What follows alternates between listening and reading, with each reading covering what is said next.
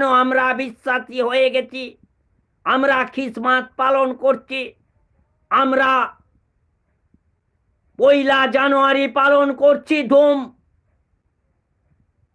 ধাম সহকারে। তখন দেখুন এই বাংলার অধঃপতন ঘটেছে, বাংলার শিক্ষা নষ্ট হয়ে গেছে, বাংলার কৃষ্টি নষ্ট হয়ে গেছে, বাংলার সংস্কৃতি নষ্ট হয়ে গেছে। বাংলা থেকে যে ছেলেরা আইএএস, আইপিএস, ইউপিএসসিতে এবং সর্বভারতীয় ক্ষেত্রে ডাক্তারির ক্ষেত্রে বড় বড় স্থান করতো, এখন কিন্তু আর পারছেন না। তখনও তো তারা যারা স্থান করতেন তারা তো বাংলা ভাষারই ছাত্র ছিলেন, এখনো আছেন। কিন্তু তফাৎটা হচ্ছে যে আমরা এখন বাংলাকে ভুলে গিয়ে সেই পশ্চিমী পাশ্চাত্য শিক্ষা, সেই শিক্ষাকে আমরা গ্রহণ করতে চলেছি।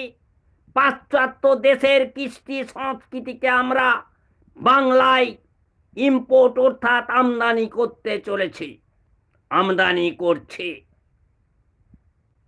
এই জন্যই এই বাঙালি সমাজের এই